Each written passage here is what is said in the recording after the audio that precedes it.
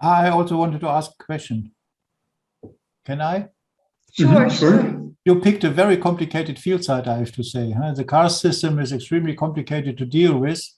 And my question was, you have other field sites too, right? Yes, we have four pilot sites in the project, yes. And is it also planned then to implement sites where you infiltrate, or is this just a study for suitability and then there will be a next phase somehow?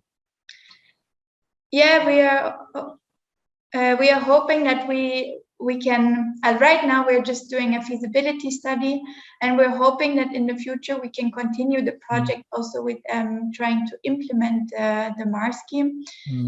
Unfortunately, we have to say, as Anne already said, that for the Croatian partner it's going to be very difficult because they don't have legally binding rules or any it will be illegal to implement that due to the current legislation. So they don't have a lot of hope in order to get anything accepted right now. This is one of the major problems I think most of the countries are facing. Yeah. And we have Manuel in our group, and he is basically the one dealing with this kind of issues. And as I understand it now, there is on the EU level, they prepare something that will make it more easy to implement. João Paulo, maybe you know that better than I do. Yeah. Yeah. Yeah, this is a very great effort actually, because we have seen this as one of the major gaps in Also our experience, yeah. Yeah, we had tried to have in our case study in Algarve, southern Portugal, where it was in one of previous sessions of Absolute webinar, a lady from the Algarve Water Authority that made in the karst area, Crença-Silves Aquifer bio-tracer experiments. And it was very interesting because she was putting them here, so the biophytes, and it was having 3 different locations for measuring, and it arrives in the later before arriving in the second. So we arrive in the third before arriving in the second, because it's bypassed through the, the fractures, etc. So the travel time has to be discontinued. By the way, one of the first works that Teresa Leitão here in UNEC was done, it was the TRAF-RAP, transporting fracture porous media, where they assessed this as a large porous media with circles 1 meter or blocks, where you have the fractures that speeds faster and inside. That's very important for pollution, because the pollution remains trapped to the blocks and the water can flow in again and the air removed for MAR as a pollutant removal, as we are trying to do in Algarve also. And but we can send you some kind of experiments there. And I saw in Hungary, and we have done that for the Brazil, you have the underground dams. So you dig like 600 in Pernambuco, in northeast Brazil, where you rise the water level in interior, not for groundwater protection.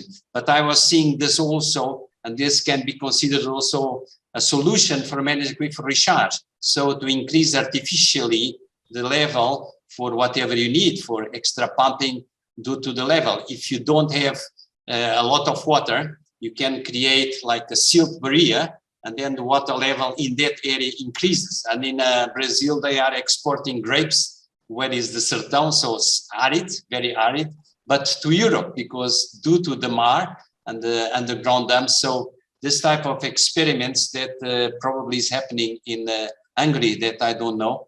In Brazil, Northeast, they have like 600. The problem then is when the water is getting out through the crops, the salinity increases, so the groundwater quality in the area can decrease. And then you have to have drainage solutions to put this water back, so flushing here, and to remove this salty pollution over or under the dams to maintain the quality. And it's a PhD precisely on this issue.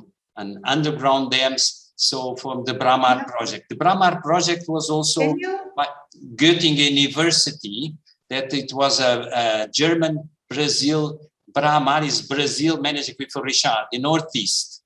And can you send some material about that, or can you Yeah. send a link maybe? Yeah, this would be Yeah, great. I was intending to ask this lady, is Susana Montenegro, that's leading the water authority in Pernambuco now, to talk to us in one of the next webinars. And then we invite you to attend this if she's able to talk. That would be great. Yeah, that's good. Yeah. Thank It's you. Bern Rustberg. If you know Bern Rustberg, it was from Göttingen, working also before with Martin Zauter, Professor Martin Zauter. He was the leading of this Brahma project in Brazil. No, not Martin. Martin Zauter. Bernd Rustberg. Bernd Rustberg Yeah, was the he was. leading, but he was working in Göttingen previous with Martin Zauter. Yes, yes, but he was a leader. I was there as a scientific advisor. Then you can say something.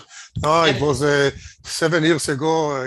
Only the beginning I was there with Ben Shabbat, but I don't know what is going after this project. But I know you are right. I think it would be really nice if you could send us a link to that, like where we can look up.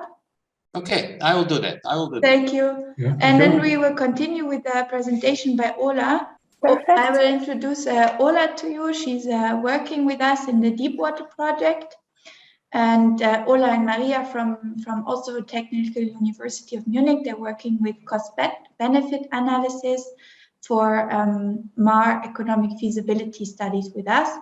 And Ola is going to present you the work they've been doing with related to the Deepwater project. Yes, thank you, Ola. Thanks a lot for introduction, but I suppose we plan that Maria will go over methodology and I will explain a little bit, outline example. So if I may ask Maria. Yes, thank you, Ola. So welcome from our side as well. So we're going to talk a little bit about different aspects, more on the socioeconomic, not so much about the technical aspects of the MAR scheme. So part of our work had to do with applying a cost-benefit analysis framework for a MAR scheme regarding drinking water in Poland. Despite that, most of the times we think that, MAR schemes may be good because they give us access to natural resources, water resources more specifically in this case. However, from an economic perspective and a social perspective, we need to understand if the money we spend on a specific scheme at the end will be equal or will be less than the benefits we get from that specific MAR scheme. And so for that reason, we apply the cost-benefit analysis framework. So we try to compare the costs and the benefits of a MAR scheme. Identifying the costs of a MAR scheme may be relatively easy depending on the case. So we can get a range of cost for creating a specific MAR infrastructure.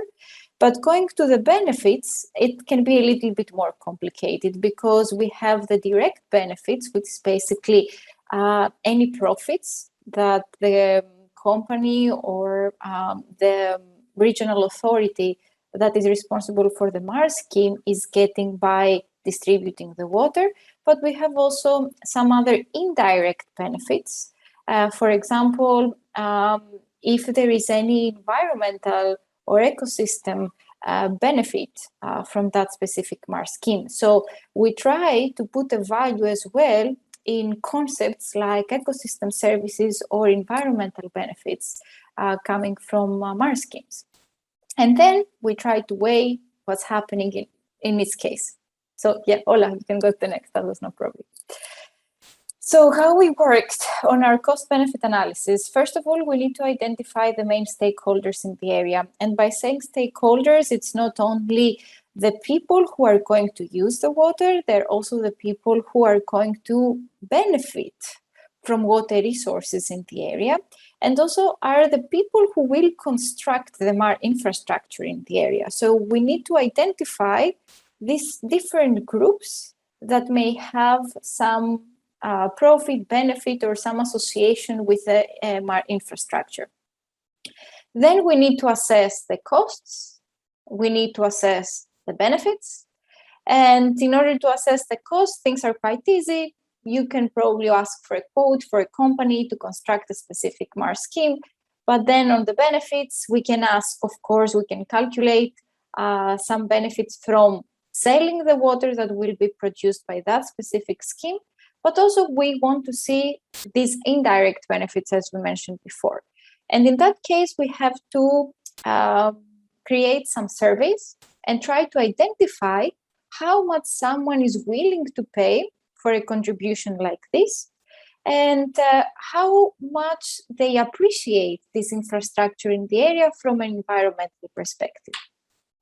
And as soon as we have this information, then we're using some more economic tools, and we try to understand if there is any profitability from that MAR scheme.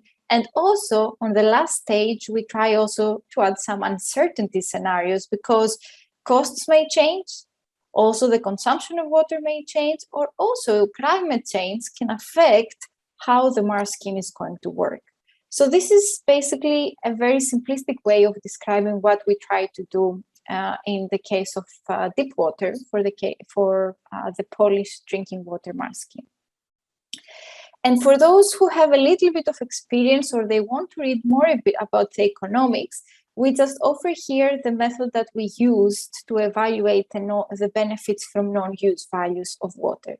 We used what is called in economics contingent valuation method. And we offer here some of the papers we use. And basically here is more like economic terms that we try to incorporate in our analysis for those who are interested. And I hope if the presentation is available later, people can go over the different terms and try to understand how we worked. So I don't want to go down on the details. I want you to see the results. I think that's going to be more interesting. And the last slide from my side is going to be about the pilot site we had in Poland. So as I mentioned at the beginning, we are talking about a MAR scheme that targets the provision of drinking water. And in this place, there was already a MAR scheme that was operating. And there was, with what the project is doing, we are talking about an enhancement of that project. So we don't start from zero. And they are two types of MAR scheme that are applied in this place. We have the induced riverbank filtration, and we have also the surface spreading method. And this is quite important for us to know because we can identify the different costs. And of course, Ola is going to take it from here, and you will see more details on how we did this exercise. So Ola, the floor is yours. Thank you. So basically here is this extension of the existing MAR scheme. It's expected to increase the efficiency of the intake, but also improvement of groundwater quality, because currently large nitrogen plant, which is located near the pilot study area, puts groundwater at risk of potential contamination. So here we have not only direct use benefit, which is efficiency of intake, which of course will also increase water supply, but also environmental benefit. That's why we conducted this contingent valuation study to reveal willingness to pay of the local population to financially basically support extension of this MAR scheme. And the most important part of this study is basically survey design. So we start with really general questions that aimed to reveal knowledge of respondents regarding problems related to groundwater quality and quantity in the area, also to see whether they have any concerns or whether they whether they can somehow identify prevailing pressures on groundwater. Also, we ask them whether they think that their household have some impact on quality and quantity of groundwater, and basically reveal a bit their green commitment.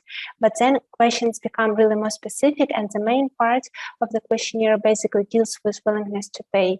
Here on the slide, you can see a description which basically opens this willingness to pay part of the questionnaire. For such surveys, it's really important to provide respondents with the background. So to in quite concise but and at the same time easy way to explain all benefits of the project, but also state that, of course, these benefits come with costs, and these costs are basically financial support of the main beneficiaries. And in our case, local population for basically needs this drinking water, there's these beneficiaries. So we outline the background of the study and then ask them about their maximum willingness to pay, a monthly willingness to pay. And also in case respondents indicate zero willingness to pay, we are asking them for the reasons of that. And an important part of their questionnaire is also some social demographic questions, because literature suggests that demographic and socioeconomic characteristics of the respondents are main determinants of the willingness to pay. So we will see then in the results that this is indeed so. So basically, we distributed, not we, our partners, our Polish partners distributed a survey both in paper form and as a line link implemented via line survey. But this link was not only sent via email, we also had a social media post in Facebook, which allowed us to select targeted audience. In our case, we selected only geographic characteristics because we didn't want to get some biased results in terms of gender or age. So our only selection was location, and we had quite good post engagement and number of link clicks. But of course, only part of them basically were full responses to the questionnaire. But still, this the social media ad was quite an important to gain responses for our survey.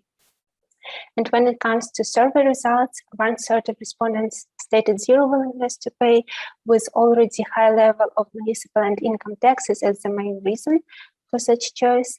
And those who stated non-zero willingness to pay, they were asked to distribute the amount of their financial support among different benefits of MARS scheme. And we will talk in a minute about this distribution. It came out to be really interesting and supported our initial idea that non-use benefits are really important. And here we go with this demographic characteristics and socioeconomic. Here we have really a simple probit model and all their independent variables in it. So dependent variable is basically whether the person wants to pay for the scheme or no, so 1 or 0. And our independent variables is different demographic and socioeconomic characteristics. And we can see that basically majority of their our regressors, their effect is really significant in statistical term, and also their magnitudes are quite significant. And basically the direction of the effects are in line with our expectations and with literature. So the probability that respondents will have non-zero willingness to pay increases if they have some green commitment, if they believe that there should be a protection and preservation plan for groundwater in their area. Also, younger people are more prone to be willing to pay for the scheme. People with average or above average income also have high probability of indicating non-zero willingness to pay because they simply can afford it. And people with higher education, they probably it's easier for them to understand all benefits of MARS scheme together with environmental, and that's why the probability that they will be willing to pay non-zero amount is higher. So, and then one of the main results we gained is that on average, our respondents distributed more than 60% of their financial support to non-use benefits, basically use of groundwater by future generation, its bequest value, and use of groundwater by groundwater dependent ecosystem, so it's environmental benefit. And this, why they are called non-use benefits, because it's not current use of drinking water by the respondents, it's use either by future generations or by ecosystems. And we see that our respondents really value these non-use benefits, and that's why it's really important to account for them. And when we come to the results, so basically our indicator based on which we state whether MARS scheme extension is profitable, so economically feasible or not, is net present value. It's the most widely used indicator in CBA literature for MARS schemes, and positive value of this net present value indicates the scheme is economically feasible. So here on the slide, we can see costs that we included and benefits and how they're basically proxied or estimated. And we can see that even when we compare direct costs and direct benefits without willingness to pay, we already have positive values of NPV. For the first 2 years, they are negative because Mars scheme extension is expected to be put in place basically in the 3rd year of the project. First 2 years, it's like just realization of capital costs. But when we include total economic values with basically willingness to pay accounted, we have even higher positive values of their NPV that allows us to state that Mars scheme extension is economically feasible. But again, it's really important to include in CBA studies and somehow incorporate uncertainty. And we did it by developing 3 scenarios and checking how NPV value behaves basically under different assumptions. And we can see that even under conservative scenario, we have positive NPV value over the horizon project lifespan. So basically for Mars schemes, it's 30 years, like literature suggests to have such horizon. And then basically we can see that magnitudes of of NPV values, they're quite different, but still all of them are positive under all developed scenarios. So it's really important to consider uncertainty in CBA because having really precise parameters of their in the CBA studies is really challenging. So it's important to account for that. And regarding the main takeaways, so they're more related to methodological part, not to particular case study, but still. So it's important not only to consider some hydrogeological issues and some institutional feasibility assessment, but also to incorporate economic feasibility investigation in their studies related to Mars schemes, since Mars schemes have not only direct use benefits but also non-use values. It's important to have in the CPA total economic value of Mars scheme. So basically to account for these non-use values, and the most widely used approach for that is contingent valuation study. So basically willingness to pay of the beneficiaries for this Mars scheme. And then the criteria for approval of Mars system construction is positive net present value, the most widely used criteria. But again, it's important to account for some plausible variation of core parameters in CBA studies and perform sensitivity analysis. So see how NPV values are affected by their different changes in their assumptions related to core parameters. And it's really important to have this part. Also, it's really not important, but still it's advisable to consider social economic risks. And in our study, for example, we have expert assessment of probability of different socioeconomic risks related to Mars scheme and basically level of consequences in case these risks are realized. In such way, it's another way to incorporate uncertainty in the analysis. So I suppose, I hope we are still in time. Not sure, I tried to speed up a bit, so yeah. Thank you, Ola. So I think we have some time for questions. Can I have one comment there? Sure. Yeah. As a matter of fact, that was precisely my PhD in Berlin. It was not using cost benefit, it was using cost effectiveness for groundwater pollution assessment, control, monitoring, and rehabilitation. Because the difference is that you are able to include different things that are not measurables in euros, Deutschmark, or dollars, like the cost of groundwater dependent ecosystem. And if you are using this, because managed aquifer recharge will replace the problems of the precipitation pattern, the average could be the same, but more increasing rains, like it happened in Germany now, or in Barcelona, whatever, this water will be going away. So if you are not recharging, because the soil is very wet, it will create overland flow and the groundwater natural recharge will disappear. So you cannot put the money to see how much does it cost to put again the piezometric level as it was, where we have the normal pattern of precipitation and it's changing. So the cost effectiveness is precisely what you're describing. When you say this, you don't need to say direct and indirect costs because it's everything inside. When it was said in the previous meeting that in Hungary or in Croatia, I'm sorry, MAR was not yet legal. Like in Portugal, water authorities are not allowing it. It's not of the cost, it's of the quality.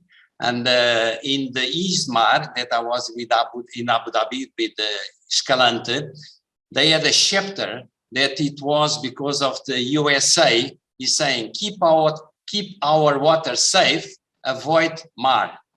So this is socially, and this like the people that don't want to be vaccinated that we see in Germany, and you cannot put this in money. So I would try to think that it's very good everything, but the concept and the semantics probably have to be changed. In our GABA EFI that I was mentioned, we had 3 different levels for comparison having the maps. It was the nature, hydrological parameters, etc. It was the social, and it was the economics that you are dealing. For instance, we have work in Tunisia, and that's by the law or by the current law, putting wastewater underground or using it's not religious acceptable. And this you cannot put in money and costs because it's the religion that avoids you to put there.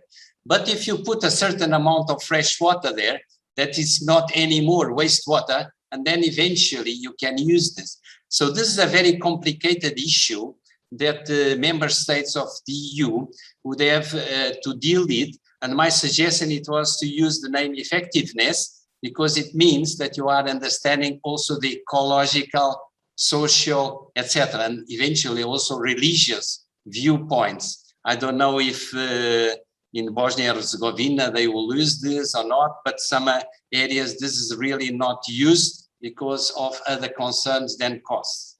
That was my comment. Thank you very much. That's a very good point. It's just like sometimes we prefer to use the cost-benefit analysis the way we sell it in some cases. And I agree with you. The effectiveness includes direct and indirect and helps us to avoid this kind of issues. Yes, I think at the end, I agree totally with you that it's so complicated with groundwater, especially under different concepts or national regulations.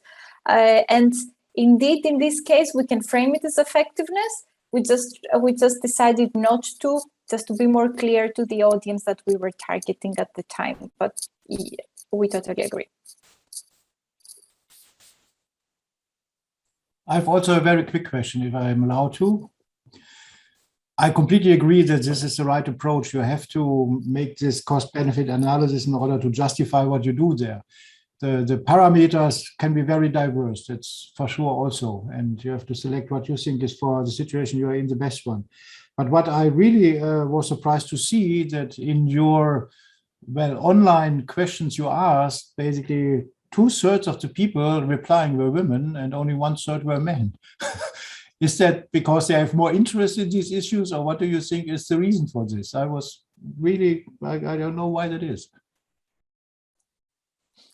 That's a good question. If we have to check with a local, with our colleagues in Poland, but we tried to avoid situations like that. So we just use this online Facebook, way to do it. I don't know. That's a good question. Yeah. I'm sorry. What was presented on the slide, it's just people who look through this post. Basically, it's post engagement. But when it comes to results, because our results came not only from Facebook, but I will just show additional. We didn't include it in our actual presentation, but we have quite good demographic balance. Just a minute, because it was just from Facebook statistics. One moment, I need to find it really quickly. Just to add what Professor Christoph was saying, in Marsol, we had a specific work package dealing with this. And the social economics division of LANEC, went and we had two workshops in Algarve, East and West, and saying to the farmers, how much will we pay for this?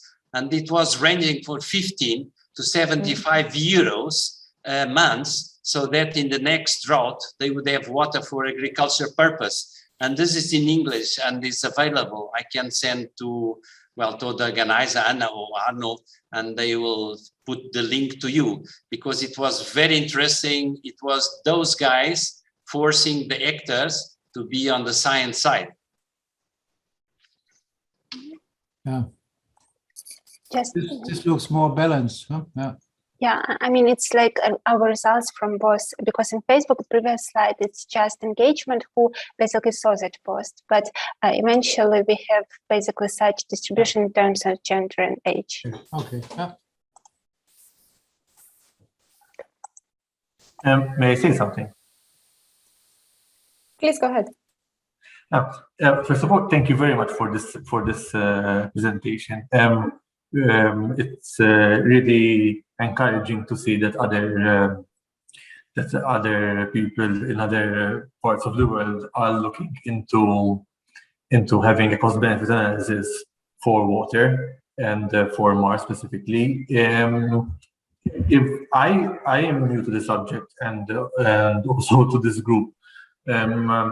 In Malta, we are trying to look into it, but interestingly, it seems that the literature has circumvented the difficult task of estimating benefits by using techniques such as cost-effectiveness analysis.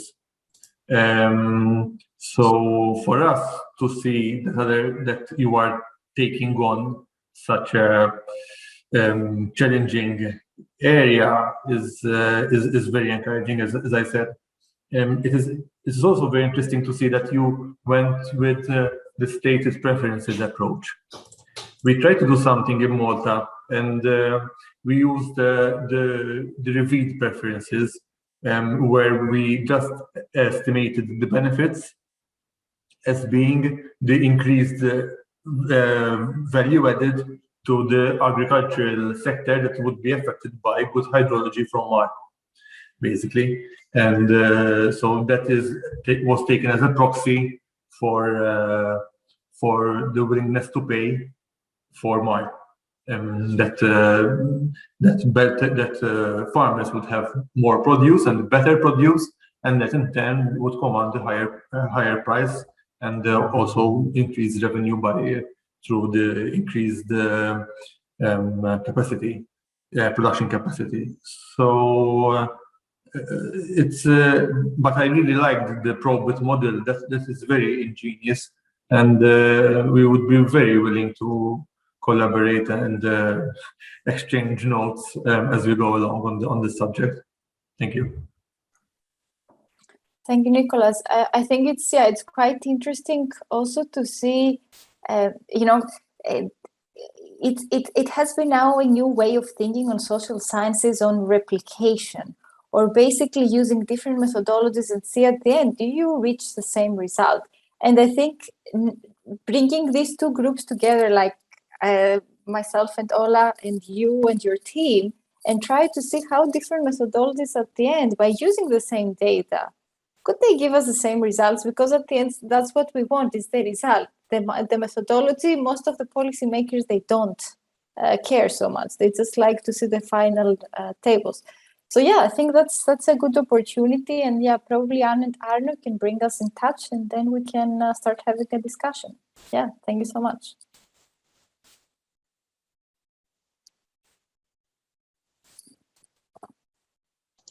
Yeah, we will share in the end a form, and I think also Leah has been in contact with you.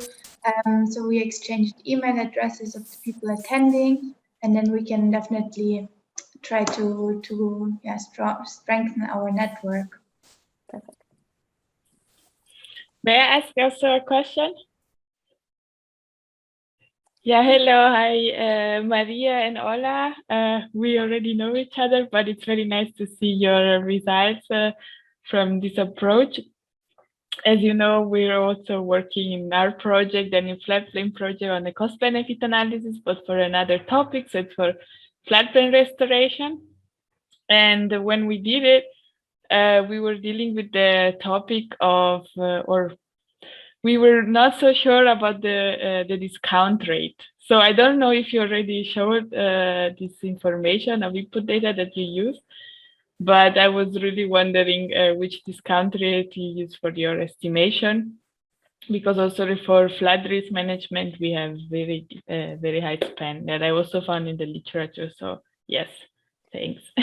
So basically, I mean, we used European Commission benchmark for CBA studies for water projects. So like 4% for their like financial discount rate and 5% social discount rate for their non-use benefits actually. But it was just from guidelines. They provide at the end of this European Commission guidelines different methods of calculation. If you don't want to take just these values as recommended, there is a way to calculate them probably more specific to your particular project.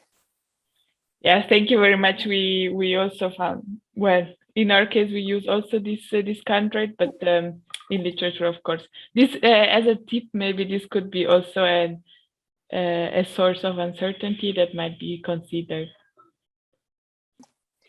Yes, for sensitivity analysis, these different discount rates are used, but I suppose we can also incorporate this in our scenarios, but still I think that it won't change the fact that NPV's values are positive. But yeah, it's like one of the parameters, plausible variations of which are used in sensitivity analysis. Perfect, thank you. The last part of our workshop. So where we wanted to talk about risk assessment and management, can you just give me a feedback if you see the full screen presentation now? Yes. Yes. Okay, perfect, thank you. So apart from the CBA, like economic feasibility, and we did also the hydrogeological and geological surveys where we saw what was going on in Croatia. We also tried to do a risk assessment and also tried to find some ways to manage these risks that we have encountered for not only economic risks, but also risk related to human health or technical risks. And I want to entertain you a bit with this picture, let's say, and show you, in my opinion, very risky situation. So we have this man standing on the slackline on a mountain, and he might fall off actually, because it's very dangerous to walk on it, and there's also wind. So if we would use a risk management or risk assessment method, we would first do a risk identification. So we would look at the situation, see that there's the risk of the man falling off, for example. And in the next step, we would do analysis of the risk. So how likely is it that he falls off, considering, for example, that there will be wind, or that there will be that he will not be strong enough to walk there anymore, and also that we will do a risk evaluation in the end, so seeing what happened after all these influences influencing the risk. So we will decide probably that he should better wear a harness, as he's doing right now, or some gloves. So that will be risk treatment.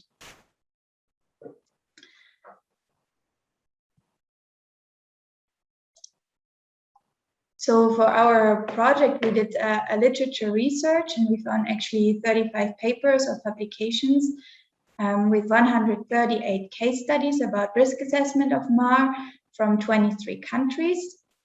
And you can see here in figure A, over the time of the last 20 years, the number of studies per year and the cumulative number of studies, which is indicated with the black line.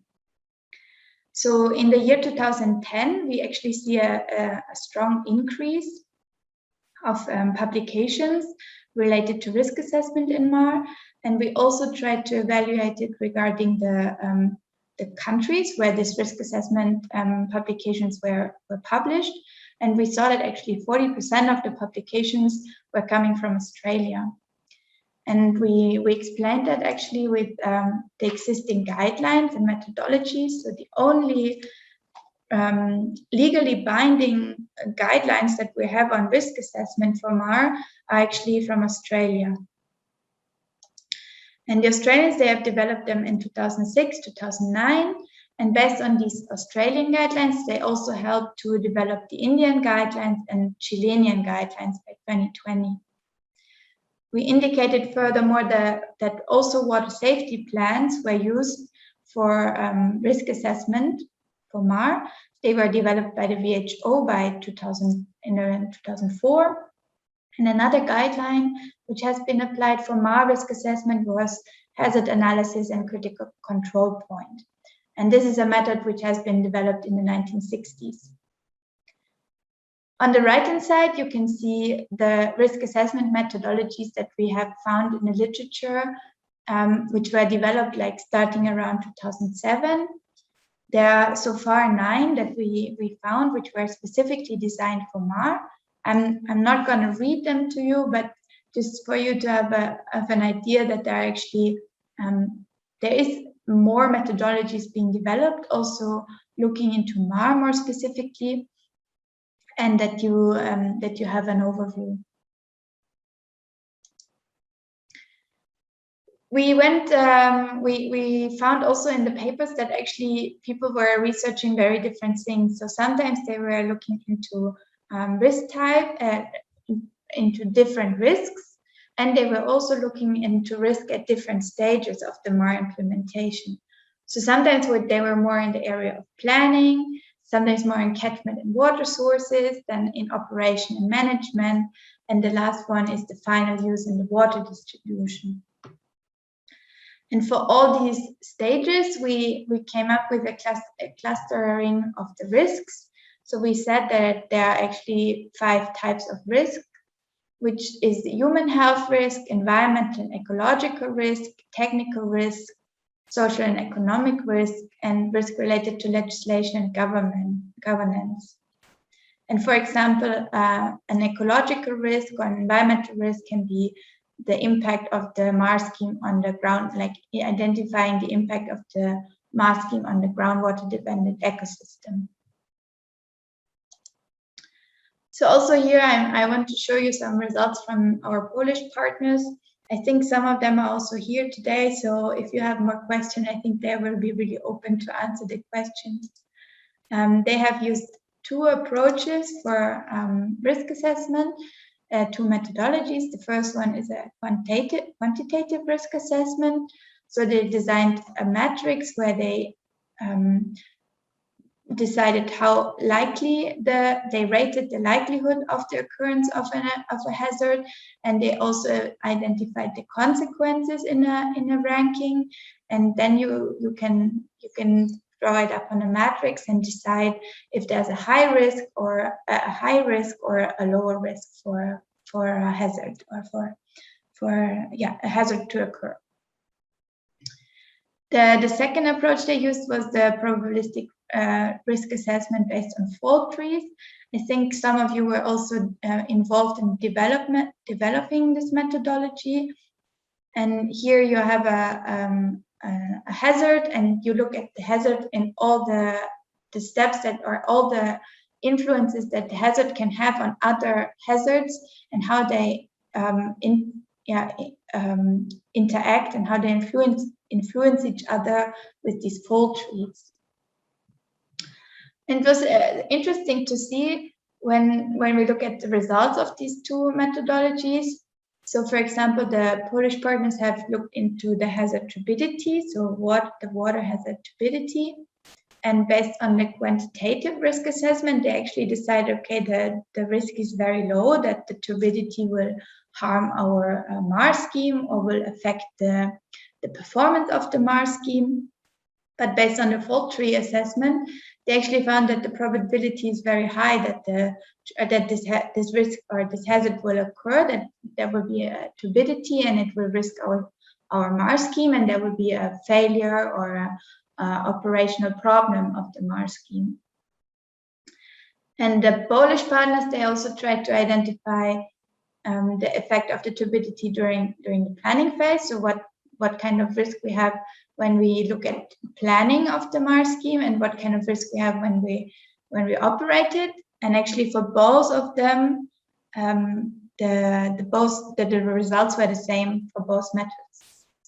And they also introduced the risk treatment by improving the water treatment before infiltrating the water.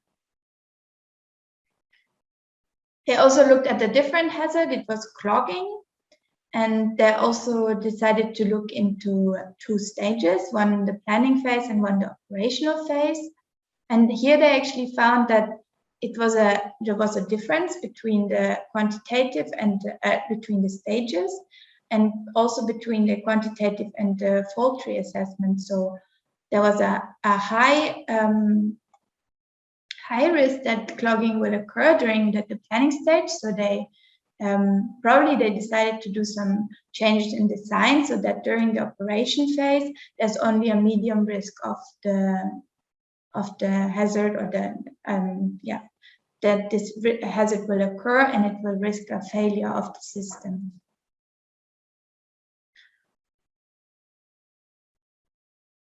Yeah. So I think that it shows that they tried to encounter, like the Polish partners wanted to take into consideration some subjectivity of the risk assessment, and they actually, I think it showed that there's quite some differences between methodologies, and it definitely makes sense to look at different ones as well. Yeah, so I tried to start like some interaction here. I don't know if we have time to go through that. It's maybe a little bit too late, and I will continue my presentation, and we can have a small discussion in the end of the second part. Because today I also want to talk to you about legislation policies. We had a small we had some input related to that already from you, that a lot of times you have also encountered that legislation policies actually on MAR are a hindering factor of implementing MAR. And in the project, we have tried to look at transnational legislations on like European Union level to see what kind of frameworks are there and could help us for MAR scheme, or to help us know if we can actually implement a MAR scheme or like a guideline. So we found that we have quite some legislations, like for the Urban Wastewater Treatment Directive, the Water Framework Directive, and the Groundwater Directive and the Drinking Water Directive. And all of them could actually be interpreted to help us, like for different steps or implementation stages and procedures for the MAR scheme. I also just leave that open. What I think is really interesting, that for when we look at how Germany, Hungary, Poland, Slovakia, and Croatia, the partner countries, have implemented these legislations, we see that all of the countries have actually looked at authorization of artificial recharge. So all of them have some regulatory issues, restrictions on that. But Poland and Slovakia, for example, they don't give any regulations on review or control, like monitoring in their transposing national regulations or regional legislations. We have also the environmental impact assessment studies, which were applied in most of the countries for schemes larger than 10 million cubic meters. But for example, the Croatians, they did not implement this part. What was really astonishing to us, and where we see also a big gap for further need, is that there were no water quality standards available for MAR scheme or the infiltration water. So in none of the partner countries, there was any transposing national or regional legislation. And in Germany, we have some kind of water quality standards that we are not allowed to harm the groundwater body. And so that's maybe existing here.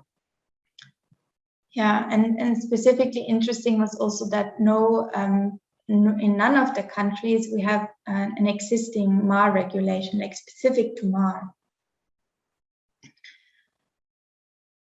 We also looked at local regulations or soft rules, and we saw that probably only Germany has some kind of soft rules about the design of a MAR scheme. So helping the engineers that are implementing the schemes or scientists how to build it actually. And this was only there in Poland and as well. So we see personally we see a lot of gaps, which we also talked about here. So there's really a lack of explicit national legislations. We also think that, for example, rules for water quality and re-injecting are very strict in Germany, for example. Also, I think, Lobo, you talked about it for the ISMA conference, that people were actually like afraid and like thinking MAR will like contaminate their groundwater. And so we also think that we have to differentiate between irrigation and drinking water quality, like necessary for re-injecting. And also we heard today that there's some work being done right now on European level. I think especially from the people in Malta. And we think there's a lot of work that still needs to be done, and it's going on to help us to use MAR in the future for a sustainable groundwater management. Yeah, so that's my talk, and again, thank you very much for your attention, for being here, and also for the discussions. That's very nice to see, and it motivates us also to continue with our work. I put up now this slide maybe to open a small discussion. We are for sure happy to get some feedback on what we've been doing, and we are also very happy to work on these gaps or problems we have identified actually also during our research, and see if we can collaborate on a follow-up project of this Deepwater project, where we could look into water quality and also into like setting, presenting some legislations related to water quality, which could be an aim of the Central Europe Interreg funding. Okay, so I open the floor for you to ask your questions. I'm totally happy with this presentation and this future collaboration proposal. As a matter of fact, we are trying to get also a Marsolut 2 in the next month. It will start this opening of the Horizon Europe groundwater and quality, so we can probably discuss with a couple of partners who is willing to do. It's opening next month and close next February. So, and this is probably the only groundwater quality call that's going to happen, well, in the near future in Horizon Europe. Nevertheless, I think it's very interesting to see why I was talking in Bratislava, invited by Manuel Sapiano and with acknowledgement from Christoph Schut as coordinator of Marsol, to talk to the 28 at that time, including Britain, water rectors on MAR. So 45 minutes talking to them. And after this 45-minute presentation to 70 people, it was the Slovakia presidency of the European Union. It was 3 questions, 1 Germany, 1 UK, and 1 Austria, and only on the quality. So the part of the quantity that is so important to us in South, okay, because of the variability that we feel in the South, is not under consideration. So when a drought occurs and the agricultures in Algarve don't have water, the authorities just say no more water from the dams to agriculture, and they just close it, okay? And then is the industry, and it never happens to the public or the tourism there. So what is the price of not allowing managed aquifer recharge and then having to close the next in 3 years' time in the drought period because they don't supplied enough water because the precipitation pattern is changing and they know it's going to happen the next round. If they are scared of the quality, how scared are they of not having the quantity? What happened there in this aquifer, and they allowed extra wells near the estuary, and then it was saltwater intrusion, and they jeopardized the quality of the water, not because of the nitrates, whatever, from the wastewater, but because of the salinity. So they allowed extra wells, and they created this absolutely saltwater intrusion there. So this things is not scientific-based misconcept. So we have to say that in surface water in Lisbon, you are drinking water that has been rejected in the Tagus River from Toledo, etc., like 5 times. It's coming, pumping, rejecting in the river, and that's normal in surface water. Why is not happening the same in groundwater? This is a question that I think we can address in the next call to release the tension, the anxiety they have on the managed aquifer recharge. I think is a must. Otherwise, the world is moving very fast, and we're going to be less advanced than Australia, Israel, or the other countries that are using this so much, without any really concern on the poverty, because quantity is a must there in Israel and Australia, but also in Southern Europe is a must, but we are so scarce. Why?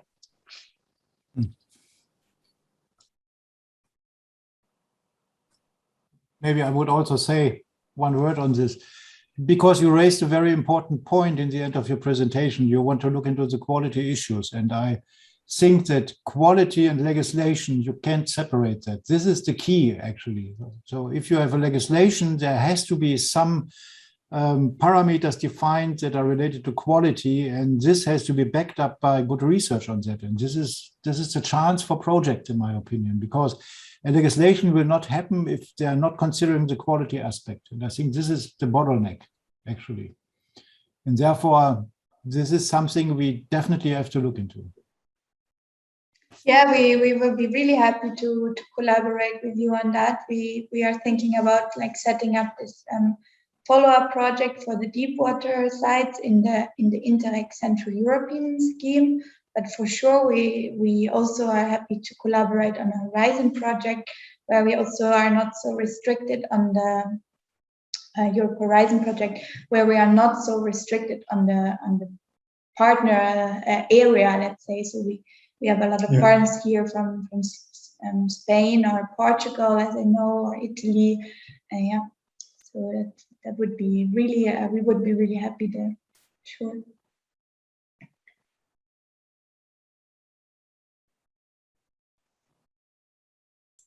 Well, we are in contact anyway, so we will keep in touch and we will see what happens and how these calls in the end look like. That come out, and then we decide how to do it. I completely agree. Yeah. We already see today that there is a lot of overlap between your project and our project here, and there can be synergies. You know, there are many people working on these topics, and we have to communicate in order to not make double efforts for a result which is the same on both sides. Yeah. I totally agree. Yeah. It's a very good point. Mm-hmm. Yeah.